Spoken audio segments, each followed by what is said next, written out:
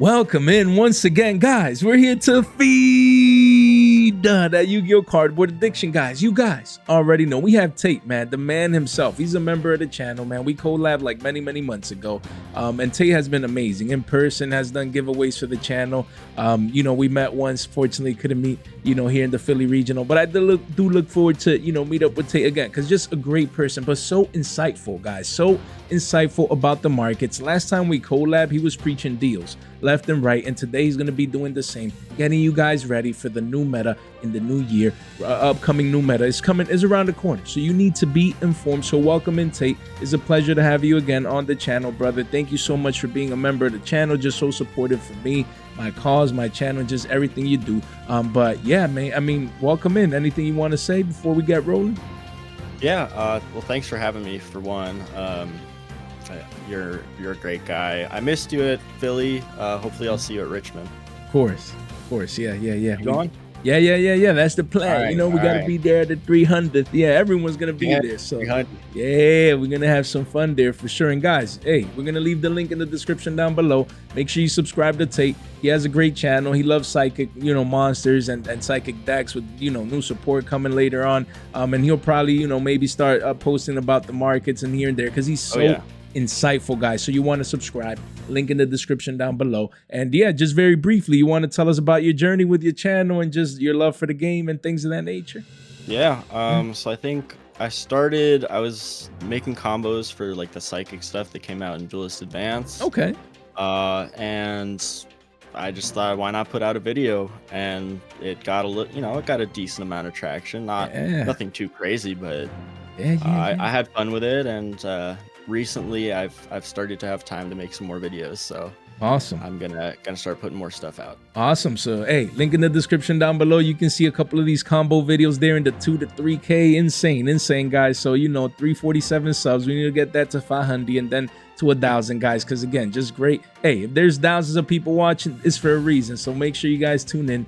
Don't miss out. But in the sense of the markets, again, and hopefully Tate starts pumping out at least market content. Doesn't have to go too crazy in the sense, because he's always very insightful, again, on the back end, always providing information to the members of the channel. When we talk, he's always, we should pick up this, pick up that, in the sense, let the masses know, because this is what's going to happen. So trends is not just on the chart, it's meta trends. What are the pro players going to be playing? What are the tendencies right now in the OCG, things of that nature. So we start off with the Win Charmer Verdant. Again, this is the quarter century secret rare, and it also does have the Starlight as well, the OG Starlight from Rising Rampage. So the Starlight, was 250s, recently around 170s, and then eventually it does go towards closer to $200. But as a card overall, Tate, why do you think that people should be hopping on? And of course you're going to talk about what we're going to talk about, the rest of the market watch, Radiance and then Majistus and things of that nature. But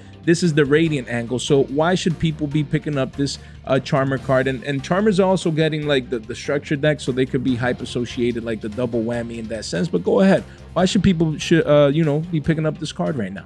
Yeah, so for one, we are confirmed it's not getting any sort of alt-art reprint in the upcoming structure deck. For two, crashing this card searches pretty much any card in the Radiant deck. It's going to be a probably tier 1, tier 1.5 in Burst Protocol. You get a few new cards. You get Link 2 that searches MST and places the trap. And then you get Sheena, which is a level 9 quick effect to summon itself and either bounce all monsters or bounce all spell traps. So, what you can do is you can crash Win, search Sheena, and that card's just crazy. Yeah. So guys, get ready for, again, Radiance being all over the place, and people are just focused on like a branded. And yes, we're gonna touch base on branded and touch base on a couple of those cards, because of course Burst Protocol is gonna change the game. It's gonna change the meta. It's gonna bring brand new branded broken cards, and then but also Radiance. So don't forget, there's a lot of hype around this archetype, and we're gonna touch base on a couple more of those cards. But hey, this is the Win Charmer. You need it, you get it. The quarter century still being here at $6. It was like 7, around 8s with shipping. So Yeah, it's still single digits. I mean, the card was cheaper. We touched base on it before, but don't let this hit 15 to 20 so people go crazy, because when they realize that the Starlight Rare is just too expensive, they're going to come over here and be like, oh, wow, still single digits, man. Let me get this. That buy pressure is going to come in. So listen to Tate and make sure you guys pick up the Wind Charmer. And then we do have Mystical Space Typhoon. Obviously, you know, when it comes to Radiant Typhoons, I mean, they run around Mystic MST, man. That's the whole point of the deck core, you know, bringing back this card into the meta. Just sounds crazy. I mean, in such a good way to have iconic Yu-Gi-Oh cards like Mystical Space Typhoon come back, you know, tier 1, 1.5, whatever it ends up being. So again, we have the Quarter Century Secret Rare, and I'll touch base on a couple other versions as Tate explains. You know, why should you guys, especially with the Quarter Century Secret Rare, consider picking up this card? Yeah, I mean, it's crazy to think that, you know, people are playing 3 Mystical Space Typhoon in their deck in 2026. I mean, that's just wild to me. But it's just the 3 of, and the Quarter Century is not too expensive. I think, you know, it has an Astral Pack ulti, I think, and that one's pretty up there. So I think people are gonna either, you know, they'll come for the next best thing, which is the Quarter Century, and also that matches better with the Starlights that we have of the Radiant cards. Yeah. I mean, great assessment. Again, just like Tate was saying about Radiance that you guys need to pick up.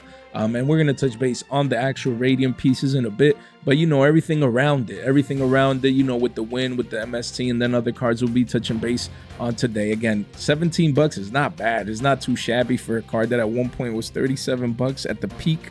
You know, with some Billy Bobs coming in and paying $49, $50. So again, at 16, I mean, right now you can get a place at around, you know, 55, maybe 60 post-tax max. I mean, that is not bad. I mean, the card, again, people needing 3 of these for the most part. You know, with the higher rarities being more money, like Tate mentioned here, you definitely want to keep this in mind. And even the OT could go crazy. It could, I mean, there was people paying $250 for this, you know, when Radiance first came out.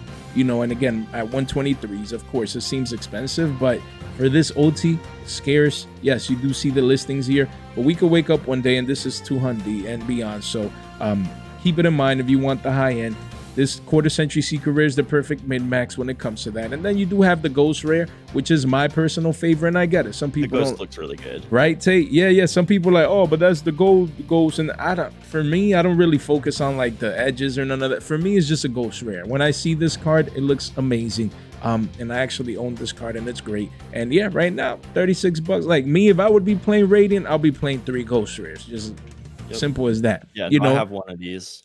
Exactly. It looks beautiful. So again, you know, and then the card does start going crazy to like 60s and beyond. So 9 listings only, single digit listings, couple 1s and 2s. This is the one you want, you know, make sure you pick it up now, you know, before it does reach some crazy future prices, guys. So if you need to purchase any of the cards that we're talking about today, first link in the description down below. You want to make sure come over here and fast track these cards at your convenience. You have a free $15 over there off on whatnot, and then a free market watch course as well. Tate, did you manage, you know, maybe to review the course? What do you think? You know, the masses. I did. Yeah. Let them know. It's very good. Yeah. No, Jay does a really good job. He's a smart guy. I know sometimes he seems like he's kind of messing around, but he knows what he's talking about. Right. That's fair enough. That's all I can ever ask. Just that straight feedback, guys. So if you want a free market watch, free 99, guys, you don't have to pay. It's just free, just to help the masses get educated. Make sure you take advantage of that link in the description down below. Make sure you subscribe, ring that bell, like the video on the way in. We gladly appreciate it. And none of this content is official. Financial advice is for entertainment purposes only. So let's continue picking off Tate's brain, because you know that brain is amazing. Why always advising and making suggestions before the meta is here. That is the key. And of course, with some of these cards, they're already starting to ramp up in price, so you're not getting like the literal lows. But here on the channel, we've been talking about this card forever at 11, 12s, you know, especially or mostly it was for Genesis, which is crazy to see how a deck could be good in Genesis, and then now with the future support transfer into advanced format. So that's very, very interesting. So again, Crozea, we talked about this card literally in our last market watch, so not going to go in too crazy into this one, just other than giving you guys an update. You know, price wise is already a $19 to $20 card already getting cleaned out. 6 listings only, then it hits a 30 piece. one page only. And look, just going parabolic. Volume is coming in. People are picking up. Is gaining traction. The fact that Radiance will be part of the meta coming very, very soon. So we're going to show the Starlight here as well. And as I show this Starlight here real quick, Tate, what do you think? What do you think about Radiant Typhoons overall as a deck, and Crozea here as we showed the secret and then the Starlight? What do you think about the card and its impact in the upcoming future meta? Yeah, so this is a 3 of for sure. It's one of the best cards in the deck, and I think it's undervalued right now. The thing about Radiant Typhoon is it's got a really strong grind game, but it also has the potential to set up a really powerful going first board. So it's, people have been playing it in Genesis and a little bit with Fiendsmith in Modern. I think it got a top at the UK Open. Wow. Yeah, Radiant Typhoon Fiendsmith, but that's probably not the way we're going to play the deck right. in Burst Protocol. Just pure is fine. And the fact that you get to play Harpy's Featherstorm for just to sack some free wins, that's going to boost the win rate of the deck substantially, honestly. Yeah, let me just pull it up here so we can just touch base on the card. Sure. Now that you do mention it, and before just letting you talk a little bit more about it. Yeah, I mean, the Starlight Rare is $50. It was $28-$30 not too long ago, and it's bumping up to 50s. 9 listings only. You have a couple one-ups. Playsets at $75 from just one, from one seller right there. So yeah, man, I mean, the card is ramping up, especially the secret rare is getting cleaned out, guys. So hopefully you listened a couple days ago when we touched base on it, and even before, because that's the benefit of watching, seeing market watches when we talk about cards like these, and you're like, you know what, man, let me buy a playset for 35s, and now you're going to be eating good right there. So that is that. And then when it comes to Harpy's Featherstorm, there's a lot of talk, oh, it's a sure ban, it's getting nuked, don't buy this card, and look, the price is crashing. The price used to be 15s and now it's what, like $11, and and then it's gonna be single digits because it's gonna get banned. I mean, and Tate had a good take, and I'm gonna let him expand on it, that maybe it obviously gets hit as most people expect, but maybe not banned. So why, Tate, what are you thinking about this one? Yeah, I think it's very possible that this card goes to 1. I mean, you think of other Floodgate traps, Anti-Spell, that went to 1, and just having this as a thrust target can still be very playable. Yeah. I mean, again, there's a lot of Floodgates at 1, like Tate said. Tikaboo and Anti-Spell, of course, those are continuous, but still, it's just the thought process where, let's leave 1 there. Let's let the new support come out, so people have to buy the new support. Let's leave broken cards like these out there, at least at 1, so they want to play the deck and things of that nature. So I like it. I like the vantage point. And yeah, I mean, at $11, if you want to wing it, if you want to risk it for the biscuit, like they say, I mean, maybe you want 1 just in case at $11. Sure, if it gets banned, then it goes down to 5. Yes, you're down 50-60%. We get it. But if it doesn't get banned and it gets hit to 1 or something of that sort, then this card would go crazy. Because even as a one-of quarter century secret rare max rarity, people are going to still want and need the card. So definitely a great take right there by Tate. And yeah, don't forget, I mean, you do have the other versions, clean secrets at shekels if you feel like speculating. You have platinum secrets at $2.50s, Dusa at $1 to $2, PCRs at $1, PURs around there. Again, you have all these versions. They're holographics. They look clean. You feel like speculating, make sure you get exposure.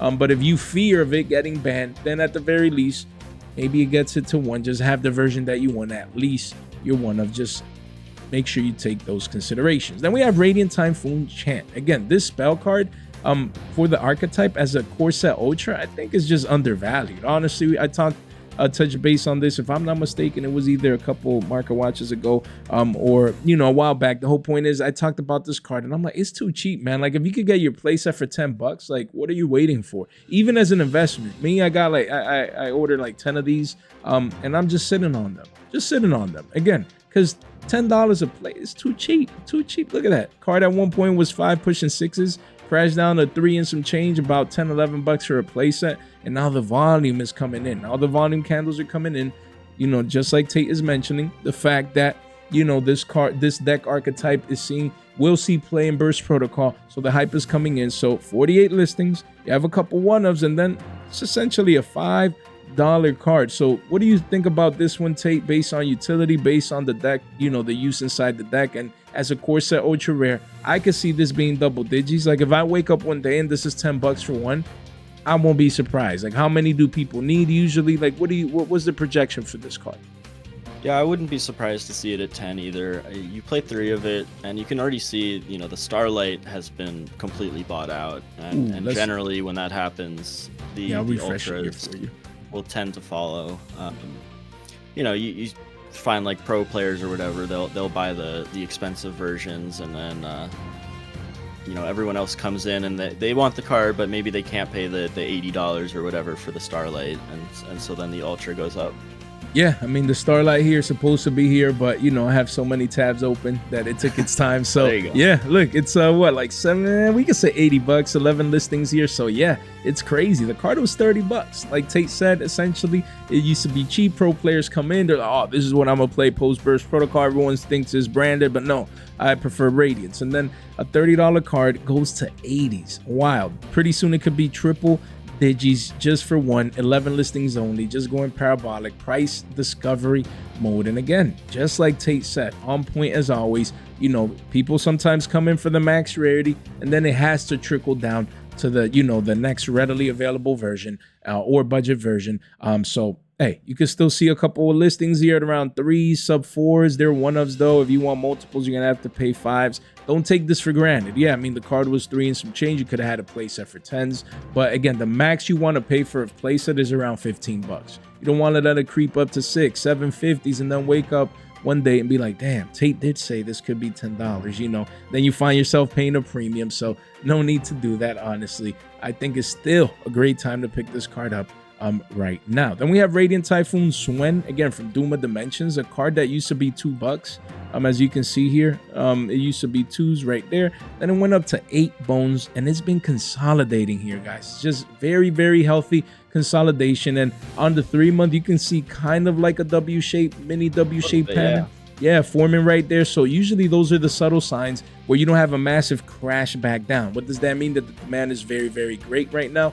Great demand for this card. And yes, you're like, oh, Wall of China, $7. It used to be 2s and 7s. I feel like it's too expensive. I'll wait down to 5s. Maybe, ideally, 5s would be nice. But what if it goes from 7s to 10s? As a core set ultra right here, you don't want to sleep on this. 45 listings only. After that wall, it's going to be 8s. And then eventually double digits in the future. A card like this, I could see a 2x. If it's 14, 15 bucks at the height of Burst Protocol, people needing this card, I could see this being 15s, maybe 20s on the high end, but at least a $15 card, and at the very least a double-digit card. So deep down, you're getting a cheaper price today than most likely you can get tomorrow or in the future. So yeah, with a card like Swen, you know, anything you want to touch base on this card right here?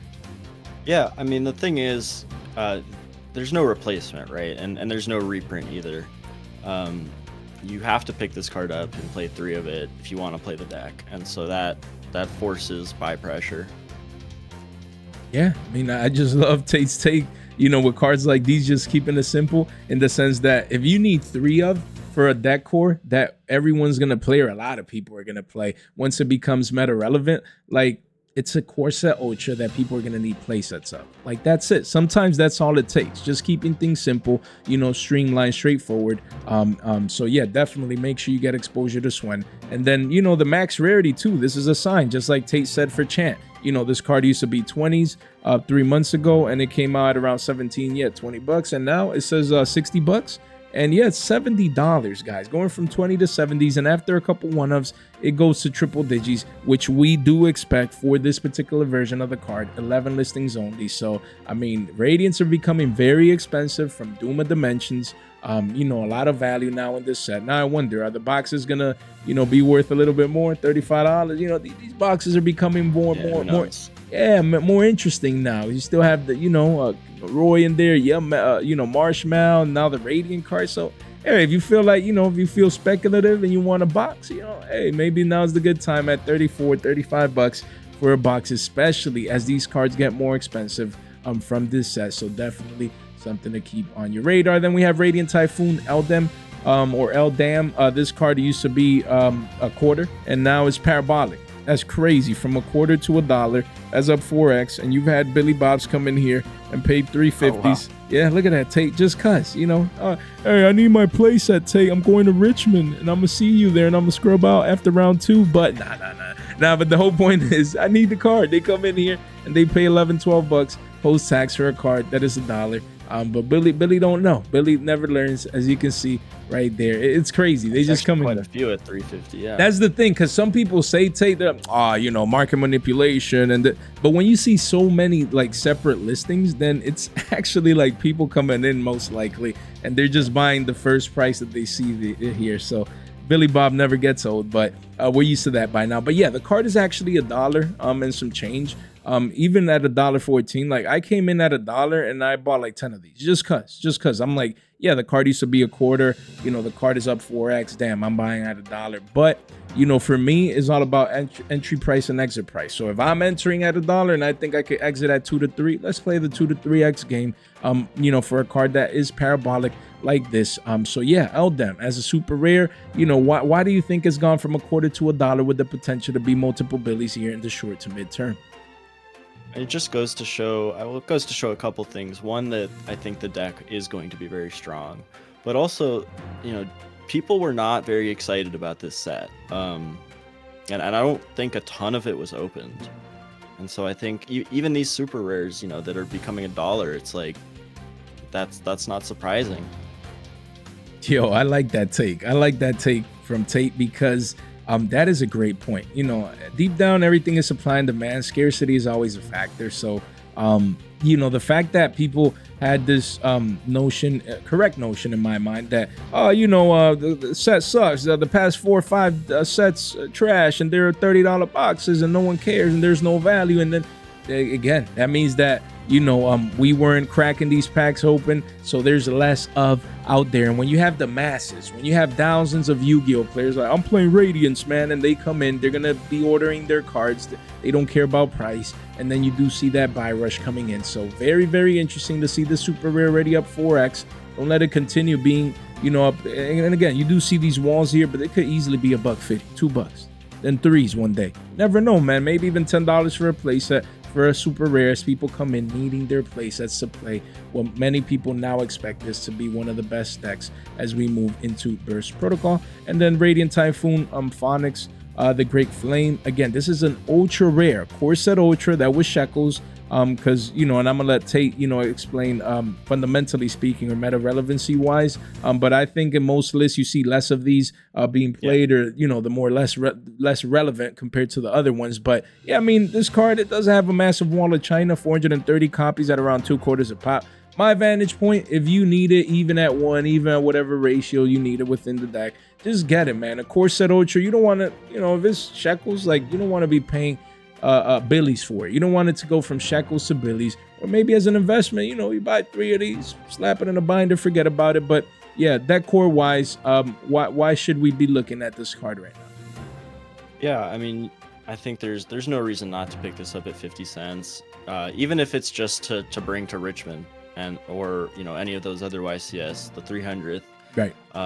You know, people are gonna show up. They're gonna be like, "Oh shit, I didn't get my phonics." Yeah, literally. You know, here's $1.50. Yeah, literally. It's like, yeah. Let's overpay. You know, or yo, let me trade. You know, let me pick this up for you, and I'll give you $2 the last card I need. Yeah. Just take $2 from this binder, man. I don't care about price, man. Like, I just need it right now. So yeah, that's a great point. That people are gonna be just demand. It's just demand. People need it, you know, and it's one of those cards, like Tate said, that maybe when you're deck building you forget about. You're like, damn, I mean, I already got my chance, I already got this, and then it's that willy-nilly Billy one-off that you're like, oh man, I forgot, I need one of these. You know, I thought I had the full deck or whatever. So again, those situations do happen. Card is too cheap not to pick up. And it does have, you know, the higher end right here, which honestly, same deal. Like, I mean, the card was 13, 14, 15 bucks. Now it says 22s. Like, if I'd be playing the deck and I love, you know, Starlights or Max Rarity, like 20, like, just get this, man. It's 20 bucks. I got it, Jay, but you know, I don't need. Look at that. Take 20 bucks for the Max Rarity. Like, and you said only one. Is it a one of in the deck? Yeah, right? I've seen a couple lists playing 2, but it's basically a one of. Yeah. So I mean, yeah, at the very least, like 20 bucks, get you one of, man. I'd be I'm building Radiance, I'll be like, let me just come in here, might as well, especially as a one-of, so not bad at all to get exposure to the card. Then we have some, again, tape picks, man. If you're what, like 24 minutes in, you deserve this knowledge. You deserve, you know, what Tate has to offer in the sense of cards that, yeah, they maybe start going up here and there, but most of the masses might not be like fully caught on, you know, to a lot of these cards that people should be keeping in mind. So I'm not even gonna try with this name. We need to hear from you. Okay. You neither. We're good. So we're gonna say the Desperate Call it the Doom Eagle. Yeah. So again, Rising Eagle used to be 19 shekels, going up, it says to 38 cents, but right now it's around quarters right here. 46 listings, but only 2 prints. It has a common that came out in the 2020 tins. So this card is over 5 years old, only 2 prints. This is the technical max rarity, so this is one of your picks, you know, penny stonks of the day here. So why should people be jumping onto this? It's generic wind, and it's in a lot of the lists for Radiant Typhoon, a lot of extra decks. It's basically a grave hate, and it's very easy to climb into. So just shuffle something from the opponent's grave into the deck as a quick effect. And it's also a Wind Wing Beast, notably for Featherstorm. Very interesting, guys. These are the willy-nilly Billy rares that no one pays attention to and then everyone needs. And then you saw them at quarters, and you come back one day and they're up 2x, around 2 quarters or 3 quarters, but maybe even the dollar, maybe from shekels to billies. Because again, when there's meta demand, meta players, and something's a dollar, they don't care that it used to be a quarter. They're like, yo, it's cheap, man. Like, I just need it for my extra deck. Do you have it? $1? Yeah, here. But you're up 4x a pop. They don't know. You know what I mean? So again, it's all about exposure, or at the very least for yourself, if you plan on building the deck. Because, you know, very quickly it could be up 2x. Yeah, a couple mini walls here and there. So I really like Tate's pick right here for cards that most people are not paying attention to. We have some more Bird of so I'm bad with, I'm gonna leave it at that. Yeah, the Bird right here, some more. The Bird right here, 42 shekels going up to 67. Right here you can have a couple. Is this a single print? By the way, Tate. I think it maybe is, not. Yeah. Let's double check, because that's wild, bro. Yeah, it is, bro. Okay, this is one of them dual overload single print link monsters. So why should people be picking this card up? Obviously, single print obviously is win, but just overall, I mean, thought process. Yeah, I mean, it's just another generic extra deck staple that you can play in Radiant. It's wind. It prevents targeting for the things it points to, which is, it could be relevant. You know, the Fallen and the Virtuous is a pretty strong card. And like, it does target. But it's also just a Wind Wing Beast, Featherstorm again, and it's generic. Okay, all right. So there, hey, there's readily available. You have walls here. It's literally a single print. So if this is the only version you can get. If people start needing them for their extra deck, you want to make sure you keep it in mind. Don't take these cheap prices for granted. Exposure is the key word. At the very least, if you playing the deck, just at least get your one of. And if you're not, maybe as an investment, you throw a couple dollars your way towards this card, and it might pay off down the line. Then we have Ritual Beast OT, and we'll leave it at that. Battles of Legend, Terminal Revenge here. This some wild cards. Yeah, love it, and that's good. Hey, if you can't name them, then you should pick them up, because then that means no one's looking at them most likely. The card says a quarter, bumping up to 40 cents right here. And again, this is free 99. Shout out to Andrew, member of the channel.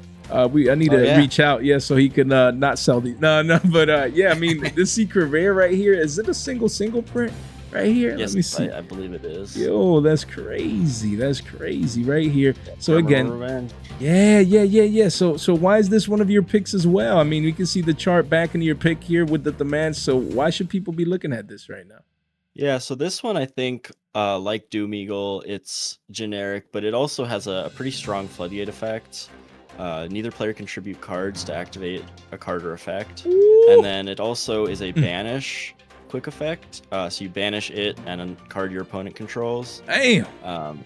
And so the Radiant Typhoon deck sort of lacks in the banish removal department, and so this helps with that. And you're just so good at putting out so many bodies in that deck that, like, oh, it's a Link 4, it doesn't do that much, but like, why would you not make it?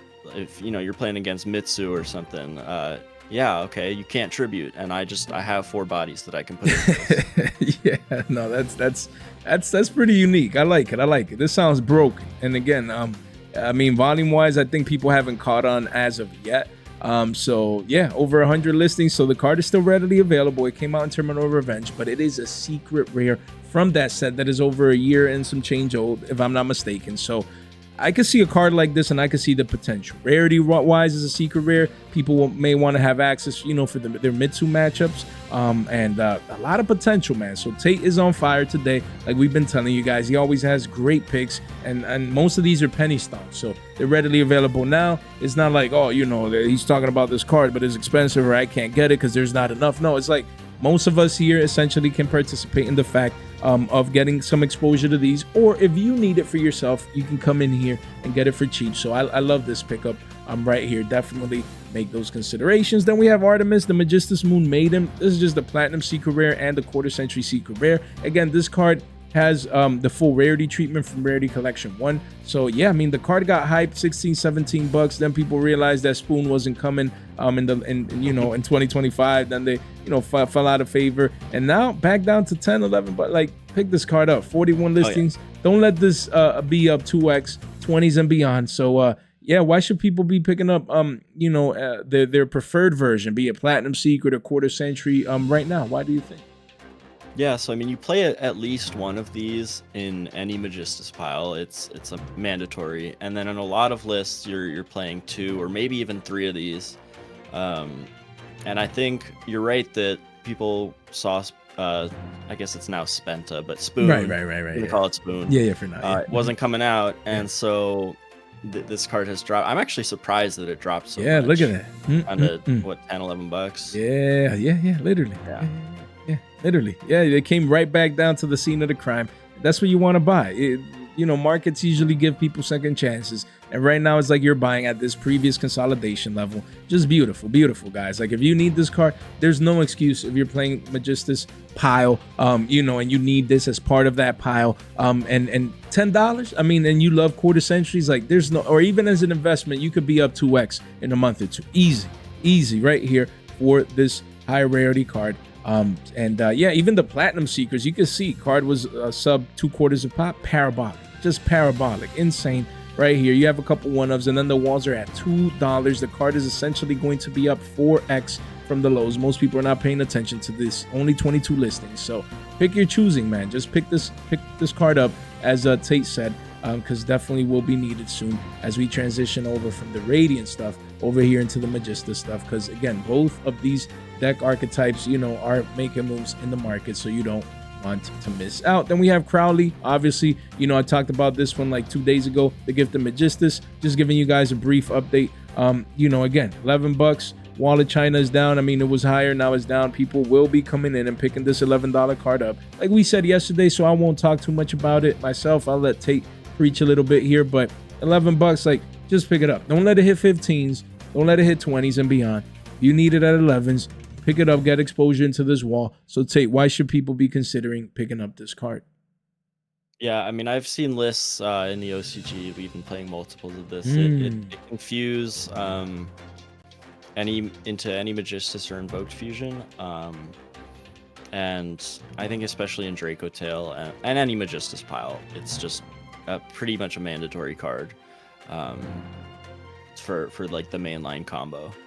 Yeah, and then it's just a literal single print too. And again, Monster Mayhem is not as easy to get as people think anymore. Oh, that came out. No, that was summer, and we're heading into 2026. So keep it in mind, man. This is free money. Still have my place it as an investment. Just letting it marinate right there. And then by the time Tate checks out my binder over there, at Richmond, he's gonna see that place, and we're gonna be finding a Billy Bar probably maybe $20. Yeah. At 2x, you'd be like, yo, I got $60 worth of trade value, that I picked up for 30. But Billy won't know. He's just gonna be happy because he's gonna have his card. So we're helping him out. He's gonna be happy. I'm gonna be happy, and it's all about happiness. You know what I mean? So we had Zero. You were gonna say something? I was gonna say the number of people that show up to the YCS, don't have their deck built, and just pick everything up there is, I mean, it's substantial. Yeah, people wouldn't know if they don't go to these events. Friday is the most insane day of a YCS. And there's some people, of course, some people are prepared. They just fly in on Saturday. They're going to the event to play and things of that nature. But the amount of people that fly in the day before, like just rushing and scrambling and stuff, and you start sometimes question, like you could just, you know, before the event, come in here, order the cards you need, and you know. But a lot of people, they wing it, you know, or they switch decks, or their friends are like, oh man, I heard this guy's playing this deck, let's pick it up right now, you know, like those type of things. Right. Or like, oh, I forgot my deck box, like that. I've seen that happen. Yeah. Tay is right. So it's crazy, guys. It's crazy. So that's why if you have these cards and you get there on Friday, you know, and you have your binder, then people will be willing, you know, to trade with you and make things happen. So definitely keep that in mind. So we have Zoroa, the Majistus of Flame. You know, this card was $8 the other day when we last touched base on it, and now it's double digits officially, guys. And this card is ramping up. Same deal. Yes, it's already up like 20%. Don't let this hit 15s. Don't let it hit 20s. All these Majistus cards, we've been on top of them talking about him. But, you know, makes a great point. He'll talk about the card fundamentally, but the common, to keep the common in mind, as you can come in here, it's been only like 2/4 a pop. But Tate is like, yo, this is still cheap. You have a couple listings here at Shekels. Then the card starts going to like $2, $3, 20 listings. So this is a common that you can see in the billies consistently just based on demand. So, you know, how many of these people need? You know, why should people be picking this card up? So let's hear it. Yeah, I mean, I've mostly seen one of this card, but it just surprised me. Today I was looking because I had the Ultra pulled up from Genesis Impact, and then I looked at the common. And I was like, wow, this is already over $1. Like Essentially, a few days ago it was $3.99. Yeah, nothing. And before that, 30 cents. Look at that. And it's crazy. Look, it went from 30 cents to 2s, crashed all the way back down to 2/4 a pop, and now it's gonna just revamp back up, as we can see here. And fundamentally speaking, how many of these do people play? Are people gonna need just one, multiples? What is your thought process? It's typically a one of. Okay. And I think for all of these Majistus cards, it's like, you know, as soon as Spoon comes out, these cards are just gonna shoot up. People are gonna realize they're gonna start. You know, there's going to be more mainstream combo videos. That's the key. You know, people like Sam or whatever are going to make a Majistus video, and it's going to be like, this deck is tier 0 broken, and then everyone's like, oh, I don't have my Zoroa, you know, it's a couple dollars. Yeah.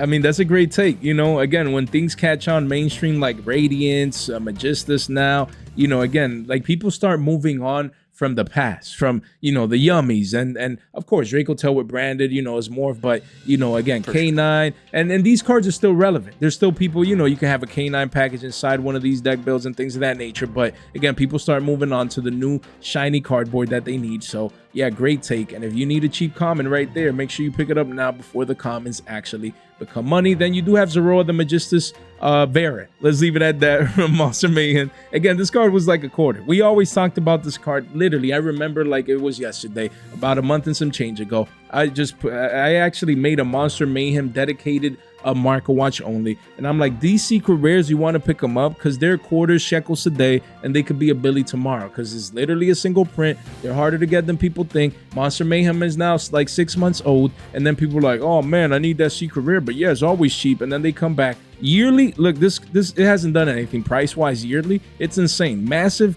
volume candles throughout its existence, but it hasn't really done much. But when you go to the 3 month, you see the healthy uptrend here with higher lows and higher highs here. Just very, very healthy for a card that was literally under a quarter, and now it's pushing 2/4 a pop. You don't see any major walls here. I mean, until page 2. Like, it's just crazy. Look, yeah, you do see an R09 here, but then it quickly starts creeping up to 69 cents where you see that first wall of China, and then eventually this could be $1 easy. 94 listings right here. And still, if you can get this at around 50 cents, just get it. Shekels. From shekels to billies, you could 2x from there, in my humble opinion, or at the very least, if it's a play, no need to pay more in the future for a card that is just free like this. So what is your thought process? Yeah, so this is it's just a generic negate that you can make really easily. I believe it says, negate that effect when a monster effect is activated. So it's free as part of the combo, and you still end on like this plus bodies.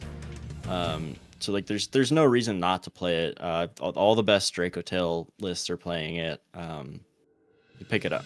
Yeah, I mean, love it, love it, love it. You know, it's a needed card. Volume is ramping up. Again, 50, like that's what I love. I love penny stocks. I love cards that could be 50 cents and then they're 2 to 3s one day. I mean, or at least $1. At the very least, you could double your money.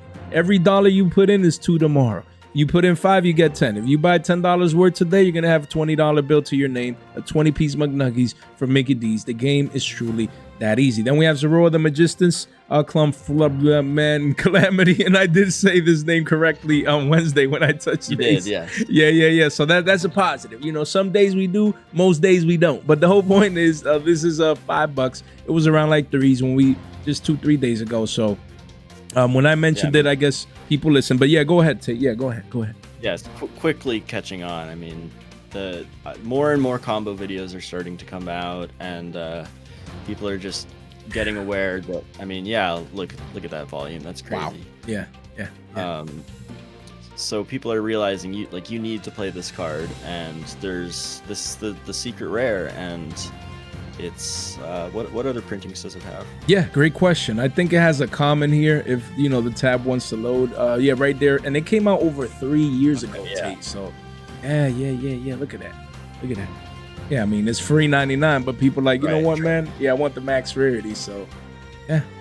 Right, especially when it's it's $5. People are willing to pay $5 for a card when they're $500 for their deck. It's like, Yeah, exactly. that extra $5 is. Yeah, they're like $5 max rarity from Burst of Destiny, hard to get card. Let me get it, man, right now. Yeah. You know, they don't care that the card was $1 a couple months ago or recently $1.50. They don't care about none of that. They're like $5, man. The secret looks nice, man. Yeah, let me get it. And then of course that demand comes in, and I can see this one again being 750s in the short term, potentially even being double digits because it's a core set secret max rarity, only 2 prints. And again, even at 10s, when people are building their extra decks, for the most part, they need 1-ofs. For the most part, sure, you have this card, you're playing 3-ofs or 2-ofs, but when it's a 1-of, people are willing to spend more to get like a higher rarity because they just need that one. You know what I mean? It's not like they're that core, so like, damn, bro, if I decide on going, max rarity, damn, I do need 3 chants. I need 3 this, 3 that. But for this, they're like, you know what, man, I just need, man, let me get that, man. So Tate makes a great point in the sense of just the willy-nilly Billy $5, even 10s. People will be willing to pay that amount for a core set secret, so don't sleep on the card. Then we have Iwas, the Majistus Spell Spirit. This card used to be up around like 33 cents. $1 got you 3. Volume has been picking up here, and you can start to see the parabolic curve forming here.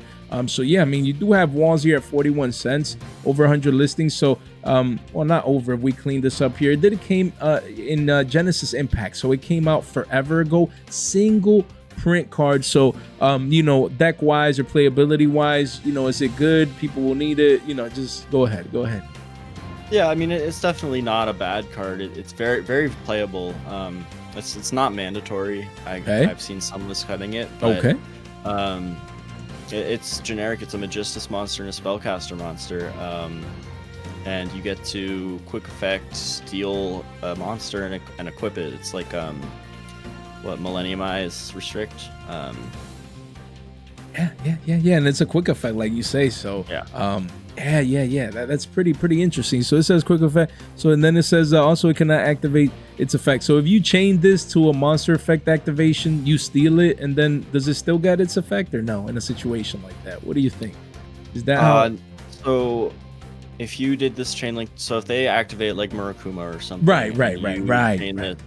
They would still resolve the effect. Okay, they still resolve the effect. But moving forward, like you can activate its effect. Okay. Yeah. Good. Yeah. So basically steal it and then you link it away or whatever. And it's a quick effect steal, yeah. Yeah. To then get rid of the problem that way. Okay. So yeah, I mean, again, just exposure.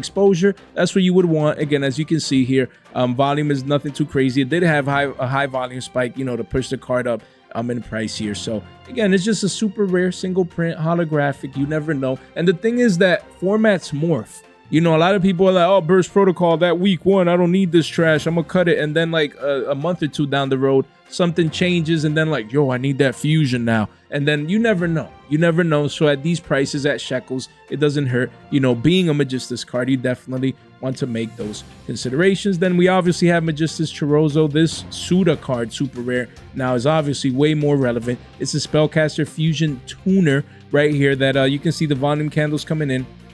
And yeah, card crazy. Used to be a quarter, 4 for $1, went up parabolic to 265s, and it's been consolidating strong up here. It hasn't really like fallen off to the wayside, not even to revisit the dollar mark here, the previous peak. So that's strength. I mean, hey, $1.80 quickly goes to 2s. You do have walls and it's readily available, but don't let this be 3s, 4s, maybe even a $5 super rare one day.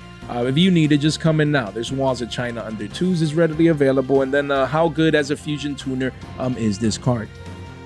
Very good. I mean, not only in Draco Tail and just Majistus piles, this, you know, you can play this in any spellcaster based deck, and it converts 2 bodies into a level 4 tuner. Interesting. Yeah, like I can see the potential. And of course, as a Suda super, it was, you know, heavily printed. So that's why you do see those walls. But again, when the masses need it, 58 listings for a super is nothing too crazy. And the chart is saying just buy this retracement back down to the mean. Very, very healthy. After a parabolic spike, this card can be a $3 to $5 card in the future. Even as a core says super, don't sleep on it. Then we have Relona, the Majistus of Ver, or Very, man, you already know. The CR here, it says it was 20s, and it's 30s, and then you gone. I mean, look, it goes to $34 at the bottom of the page right here. Let's clean this up. Yeah, 30s, and then it goes to 47s right there. So this is the max rarity version, and of course you do have a cheaper Mama print, Magnificent Mavens print here, which also on the 3-month going from quarters is going on up. You see a lot of 1s and 2s, maybe the occasional playset here and there, but nothing too crazy. So again, these cards, people are now looking at them today. In the future, they can go from 3 for $1 to just 1 for $1. So why do you think that people should be looking and picking up this card right now? Yeah, I mean, I think especially the ultra rare is just really, really cheap. And it might not be relevant as much in Burst Protocol, but I think after that, when we get the second wave of Majistus support, this card is pretty broken. And like the Witchcrafter stuff, and you know, White Forest, and it's even playable now with the Burst Protocol things. Certain combos are using the Zeroa, and other combos are using the Riliona as their like normal summon. Yeah, there you go. So you do have the max rarity here. You can see it starting to spike up. It was 15, 16 bucks, and boom, it already 2x'd in price literally overnight. And then it could be a 50 piece heading into page 2. So yeah, if you want the max rarity, pretty quickly you're going to be finding yourself paying a premium. But if you're on a budget, just get exposure. Look, quarter, man. Like, don't let this be $1 and beyond one day. Because yeah, I mean, when you click view all versions, right here you can see it does have the OG Ultras at shekels, you know, which again, if you're first, that OG Ultra might not be bad, you know, to consider this one. But the cheapest option right now on a budget is the Mama version, so definitely make those considerations. Then we have Ver Magic, Lacrima of Light. Again, one of Tate's picks here, you know, that he's been advising in the sense of just consider picking this card up as another Monster Mayhem secret rare. A lot of Monster Mayhem cards might be, you know, coming into the fray. People needing them, going up in price. People easily forgot about Monster Mayhem. They don't really care about that set anymore. But again, you can see these insane volume candles coming in as shekels, guys. So yeah, I mean, right now you have a lot of 1s and 2s on page 1. And then if you want some walls, I mean, that's LP right there. So there's no like major, I mean, 50 cents for a card that at one point was free 99. Literally, it was around a dime. No one cared. You could have gotten 10 of these for $1, and pretty soon it's going to be 50 cents just for one as a secret rare. So Tate was mentioning, you know, the Majistus and Witchcrafter stuff. And again, just let's hear it, man. Let's hear it. Yeah, so there's a couple of different things you can do with this card. So for one, it can send any spell from deck to grave, and there's a combo with this where you basically send any spell and then add it back with Diabel. And then the other part is with the Witchcrafter stuff, you send Jenny and then use Jenny effect to banish this, and you can activate the second effect because it just applies the effect, not the condition. So your opponent doesn't have to activate a card or effect, and you just special summon any Majistus or Witchcrafter from hand or deck. Interesting. So it has different applications, and again, as a willy-nilly Billy secret rare from this set, that's how most people saw this card. I mean, getting exposure now is not bad. You can see these volume candles coming in on the 3-month. You can see the aggressive higher lows and higher highs. The trend is your friend until the end. Volume has been coming in as of late on the 3-month chart. Those are the signs, guys. Those are the signs. A lot of people question, what should I be buying right now? What should I be doing this, doing that? I mean, the chart is telling you guys everything you need to know. So again, if you want exposure at shekels, don't let the secret rare be not just multiple shekels, but maybe a billion beyond one day. No need for it. Came out. Does this one have a higher print, or is it like no? Yeah. So I believe that's the only only single print. Came out like 6 months ago, and that's been the theme of today's market watch. A lot of cards that were, especially the Majistus angle of things, they came out over 6 months ago. So again, people sleeping on these cards. These are great penny stocks to get exposure.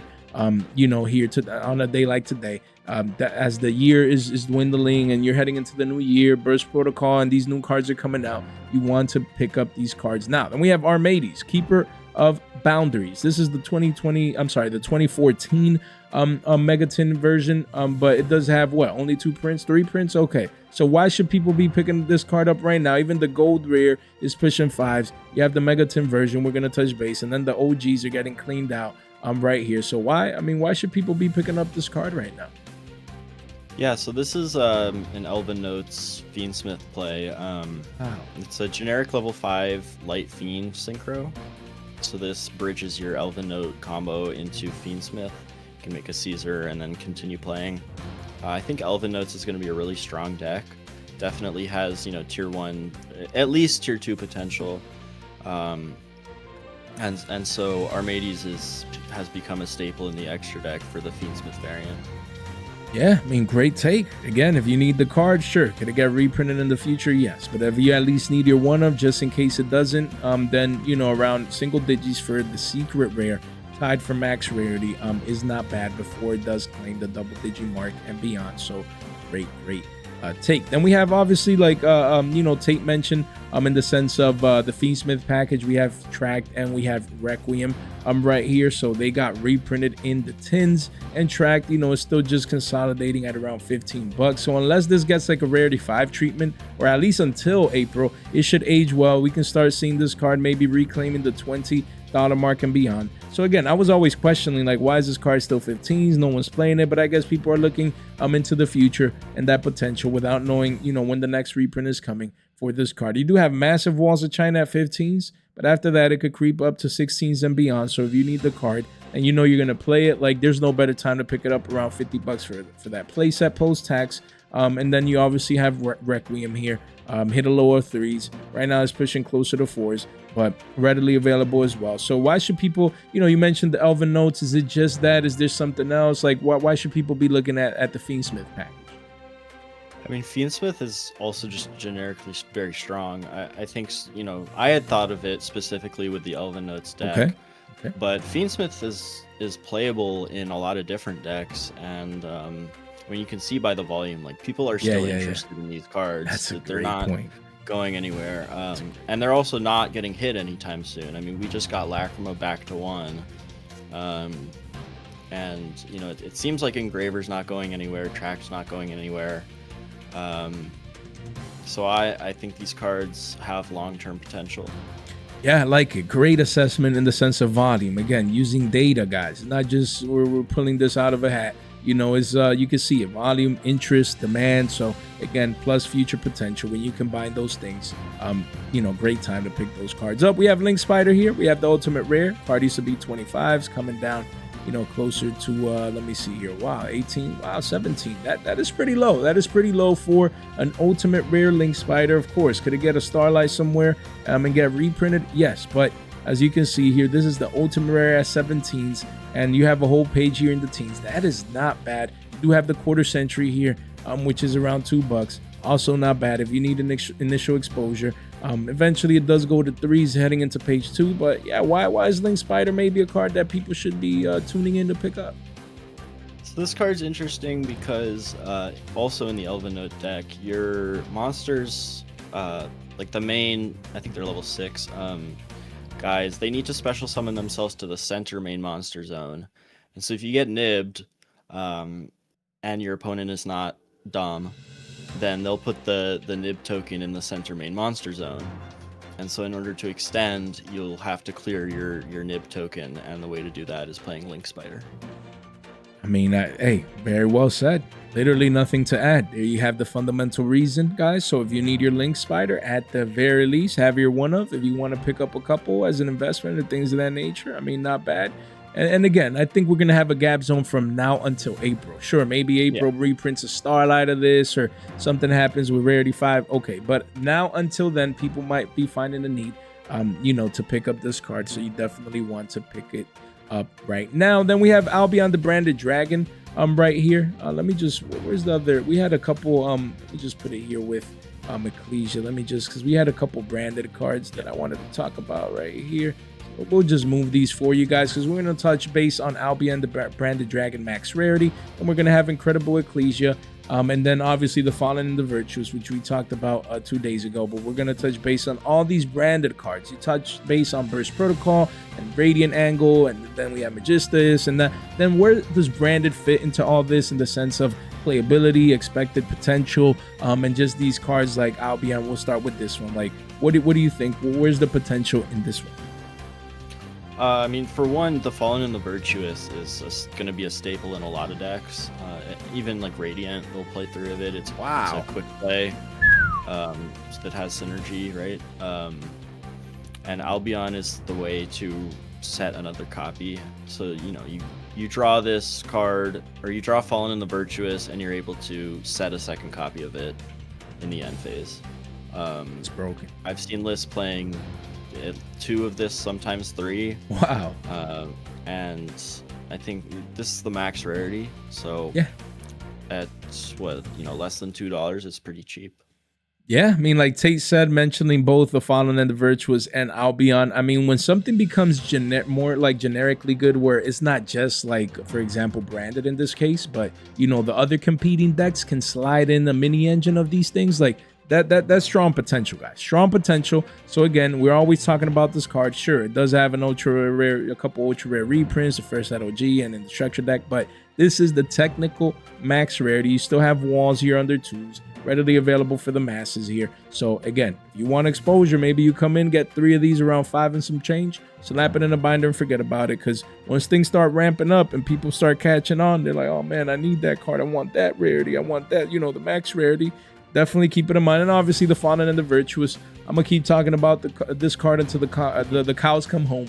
You know what I mean? So again, the secret rare, still 15 since 2 days ago when we touched base. This is going to be free money, not even going to spend too much time on it. Now we have the Starlight that Tate actually pulled one himself. I believe so. That's what you mentioned. Yeah. And he said, 3 structure decks. You see 3 structure deck and you pull one of these, right? So now you're gonna hold on to Billy Bob is gonna be paying probably $200-300 in about a month, about 2 months. But what is that, month and a half? Yeah, over there in Richmond. Yeah. Man, life is good. Tate's gonna, food's on Tate. Hey, we have single digits here, guys. Yeah. This is gonna be what? This is what, like, what was that? Yeah, we can eat, I'm not a big seafood guy, but I like me some fish. I like fish. Okay. Yeah. Fish sticks like the little kids. Nah. Nah. But again, I'm just happy for Tate that he pulled this and single digi. So again, Tate is holding on to a card that is extremely valuable. There's a couple 1s and 2 ofs, 4 ofs right there, but then it does go to $300. So honestly speaking, I could see this card being $250 to $300 by the time Richmond hits, because it's just demand. Like Tate said, people need multiples. We touch base on the secret, which is the perfect mid-max rarity, but them pro players, meta relevant players are gonna be at the event. It's the 300th. Everyone's gonna be celebrating, super happy. I want the max rarity. So I can see this card reaching, these higher levels down here. And Tate explain, the logic behind it. You wanted to touch base on the card or say something real quick? I mean, if you're playing it, you're not playing 1 copy. You're playing 3 probably. And I think the ultras, especially the NA print, does not look very good. Yeah. I saw them euros. If you can get them in euro, yeah. Man, Tate, I saw this euro. I'm like, yo, this looks like a secret rare. Nah, you know, like it was looking beautiful. Someone showed it. I think it was at Philly. Someone came up to me and they're like, yo, I got some Euro falling. I'm like, yo, snap, let me see. I'm like, yo, the quality probably sucks. And when I saw, I'm like, wow, this card looks beautiful. So, I mean, but the NA print, most people, again, regardless, like Tate is saying, if you can get the Euro, you try and go for it. But people will need the card. And we're always talking about this card. And you can see just the clear, healthy volume, guys. On the 3-month, you see hundreds of copies being sold consistently. And you see the consolidation here. So, again, I know I sound like a broken record at this time, but you don't want to be paying over $3 plus tax. $10 is the max you want to pay for a playset of this. Don't let the playset creep up to 10s to 20s for a playset or even beyond. You pick it up now. You come in here into these walls of China, you know. So again, multiple walls of China. So that is good. Make sure you take advantage of that. Then Albion, obviously, Tate mentioned that. Great pickup for the max rarity. And then you have Ecclesia. You know, you have the first at OGs at around 354s, quickly goes up to 10s here at the bottom of the page, 25 listings only. You have the alternate art around $43, quickly goes to 60s at the bottom of the page. You have one place at 44s, but then after that, it could be a $60 card. Then you do have the Starlight here that was $60, and now it's going crazy. It says 123s, and it could just keep going on up and up and up. So yeah, let's just hear it about this card. Yeah, so the new Fallen of the White Dragon summons this as from deck or hand, I believe, or grave, and it's just easy access. It's a level 4 tuner, so this gives you access to the Ecclesia Synchro or any level 8 Synchro in just a small package. Yeah, I mean, hey, if it's going to be needed, you can see the prices already starting to go up. So again, if you need it, pick your choosing, pick whatever version you want. The card is going to see a lot of play in the future. You definitely want to keep this card in mind. Then a couple of more generic picks per se. You have D Fissure here. So yeah, price wise is coming back down a little bit to the mean, around $23. You know, people were paying 27s, but it's still near all-time highs. So why is D Fissure that good? I mean, in the sense 11 listings here, we get it generically speaking, but is it malice or how are people just generically citing it and going first, or what's the logic behind it? Yeah, I mean, you can play this in Malice. I think you can also play this in Radiant. They care a lot about their spell traps going to grave, but you know, going first, especially being able to just drop down a D Fissure against like Draco Tail or which is going to be really popular, or branded, anything like that. I mean, it's a powerful floodgate. Yeah. So keep it in mind. Again, if you want the quarter century, don't let this hit a 40 piece at the bottom of the page. I mean, if you're gonna get it now, now is the time. And then it does have other holographics and cheaper versions right here. So I think overall, of course, a card like this can get a Starlight. It can get additional prints in the future. But if you really need it, it only got the plat and the quarter century from Bonanza, which came out ages ago. So the card is not as easily to pick up as people think. Even Monster's Revenge came out years ago. So again, if you need your Fissures, across the board, pick them up, get whatever version you want. Don't sleep on the card. Then we have Gallant Granite from the 2020 Tins of Lost Memories. Yes, the card just got a 2025 Ultra reprint, but this is the technical max rarity, if I'm not mistaken. It used to be 5s, thanks to the Ultras getting reprinted. Now you have Walls of China at $156. So it doesn't hurt. If you want a playset close to $5 for a playset, not bad, because after that wall, it quickly goes to 2s and beyond. So why should people be picking up maybe not just this version, maybe the Ultras, just any version right now? Yeah, so unironically, I think that Magnet Warrior is not a bad deck. Hey, Burst Protocol. I think it actually has the potential to do something. Maybe not win a YCS or anything like that, but I think it could top regionals for sure. Man, like that tape. It searches any card in the deck basically. Gallant Granite does. Yeah. This was another penny stock that you mentioned as well that no one is looking at. So if you're an hour in, you deserve this information, guys. As we can see, we have Epsilon the Magnet Warrior. When Tate showed me this card, I'm like, what is going on? Like, does this thing exist? I'm like, a modern Magnet Warrior? Looks pretty cool. And the max rarity is a rare that from the tins that came out like over 2 years ago. So insane. So again, Gallant Granite can search any of the Magnet Warriors, including this one. And I was reading the effect. I'm like, okay, potential. So it was your pick. So what do you have to say about this one? Yeah, I mean, this card in particular, I think is a one of, but Beta, you play 3 of that and 1 of the Epsilon. No, I mean it's strong. I don't have a whole lot to say. The deck is very playable, and I think people are not giving it any credit. No, you're right, 100%. No one's talking about the deck. No one cares about the new support. They probably see it more like haha, wow, Magna Warriors in 2026. Like, come on now, bro. But again, decks like that can take people by surprise. Also, in the sense, I remember the last time they had a structured deck years ago, they were like topping like locals and regionals. Like, people were actually topping events. Maybe not like you say the top tier events, but people were taking this to regionals and being successful once those structured decks, I think it was, came out ages ago.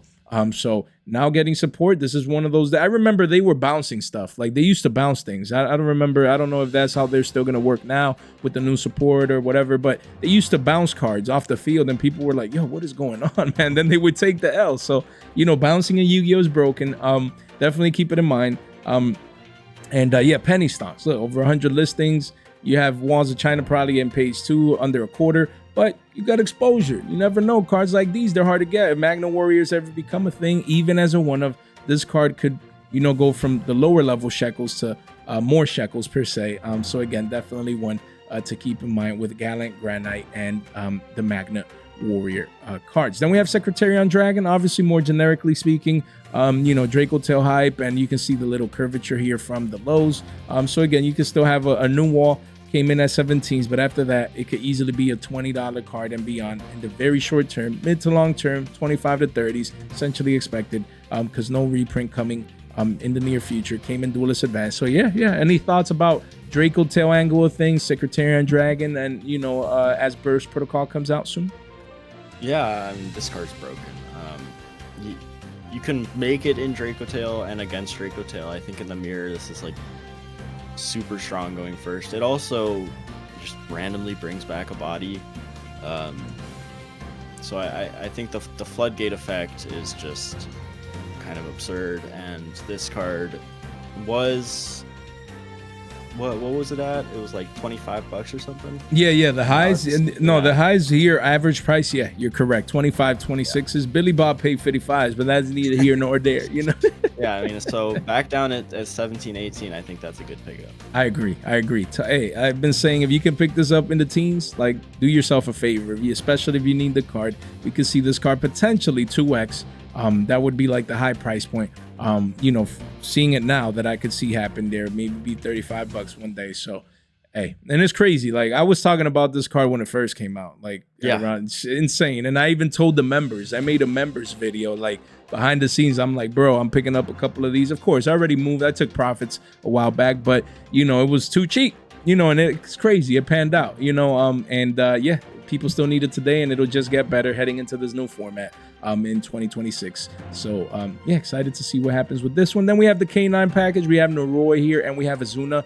You know, Noroi here is actually crashing down to new local lows around $20 a pop. So again, if you have always wanted this card, you have a Wall of China, no better time to pick it up. I mean, it used to be $15, but after it went to the highs of 28, 30s, you know, again, we actually had a double bottom within a double top. So that's crazy. You know how that works right there. So yeah, $20. I'd be picking it up if I need it. Right now, same as Azuna, actually retracing back down all these gains it gave recently here, back down to the lows of 12s and some change. But again, why should people be looking at the K9 package? I feel it's an engine that a lot of people are not like focused on anymore. No one's talking about this, but how do you think this ages, especially heading into Burst Protocol? I mean, I think that historically we've seen like K9 Vanquish Soul be a very strong matchup into Draco Tail. You know, it might not be quite as good because I think Draco Tail is getting a big boost in Burst Protocol. But as far as Noroi goes, I was actually looking at the Fur Hire support. And, you can bridge K9 into the Fur Hire full combo, and it's so cool. Yeah. It's actually pretty strong. I don't think it's like a bad deck at all. Okay. All right, Fur Hire. Look, only 7 listings for beat. Yeah. Most people forgot about the new support. Most people probably don't care if we're keeping it a buck, but that's the good thing. Then you come in quietly, pick up what you need. Some of these cards may get reprinted, but in the meantime, I mean, it seems that, yeah, bridging into those cards doesn't sound like a bad idea. So beat, you know, it's $10 and then 15s and then gone. Getting cleaned out. right here. And then you have Mayhem for hire from Dusa. From Dasa rather, right there. And yeah, quickly goes to 10s, man. These cards are scarce, hard to get. They're the max rarity version. So yeah, K9 pack is not just meta relevant today, but maybe into the future. Just cards you definitely want to keep in mind. We have Retaliating C. You know, you wanted to focus in on this one. I think value wise is great that it was 4 pushing 5s and now it's back down to 250s. You know, quickly does go up to 275. So yeah, you have a massive wall of China right there. So yeah, Retaliating C, a card. It's definitely a card. Why should people maybe start getting exposure, or at least have exposure to the card? Yeah, I mean it's again, it's macrocosmos, and that's pretty powerful. But you know, especially against Draco Tail, right? We've seen this card be good already. So the fact that it's down now at $2, $2.50 is, I think it's an easy pickup for me. Yeah, I mean, look, it's down literally, essentially 50%, 50% dump. That's what you want to pick up. It had the initial hype. It's still the max rarity. It's a card that can catch on, and then eventually price can catch back up to the previous highs, maybe be a $5 card down the road once the supply starts dwindling. Only 77 listings. So again, the tins by now have been out close to 4 months, guys, in just a week and some change. So it's crazy. It doesn't feel like we just got these cards today. Yeah. It's wild how time is flying by. So pretty soon it'll be 6 months. You know, when things start heating up and we hit Richmond and all that, it's going to be half a year since the tins came out. That is insane. So all of these cards won't be as easy to pick up. So listen to Tate and just make sure you have a card like this. And then we do have Fossil Dig here. You know, new dino support coming in the future. The CR is around $8, but quickly goes into the double-digit mark. And then you have the quarter century Secret Rare, a card that 3 months ago was around $9-10. Now is 15s and potentially could be 20 pieces and beyond. So yeah, why Fossil Dig? Let's hear it. Yeah, so 2 things. One, like you mentioned, we're getting new dino support pretty much confirmed, right? That's going to be the TCG exclusive. And then also Fossil Dig is a 3-of starter in the For Hire deck. For Hire, let's go, man. I'm liking it, man. I like when people are not paying attention to stuff and then, you know, they forget, but they'll remember when they're paying a premium down the line. So listen to Tate. If you made it this far out into the video, pick up Fossil Digs, and it does have the full rarity treatment. So you have all the P's and all the R's. So definitely make sure you take advantage of that. So yeah, I mean, Tate gave us an hour plus today, guys. We picked his brain throughout this entire market watch. Link in the description down below. You want to tune into his market watch, you know, I'm sorry, to his channel, and hopefully future I will make a market watch. There we go, man. Hey, he has such just great insight, something I've been telling him, you know, throughout these past couple of months, always in tune with the meta and meta trends and things of that nature. So Tate is definitely my guy. And again, appreciate just always your support for me, being a member of the channel. Just, you know, being able to interact with you is always been a pleasure. Yeah, so link in the description down below. Let's get Tate, you know, to 500 subs at the very least. Yeah. You know, and even if it's just 1 or 2 or 3, it helps the algo, guys. So make sure you tune in. And yeah, Tate, you know, any last words before we get out of here? I really appreciate you having me on. I'll definitely be making some more videos pretty soon, and I'll see you at Richmond, man. For sure. I look forward to that, man. Love Tate just has a chill, even keel personality. So it's always fun to interact with Tate. So supportive, guys. So make sure you check him out. And yeah, make sure you subscribe, ring that bell, like the video on the way out. We gladly appreciate it, boys. Yeah, thanks for tuning in, especially if you made it out this far into the video. You guys are straight MVPs. All right, guys, thank you so much for your time, for your support, for your attention. Stay fresh. Yes, sir.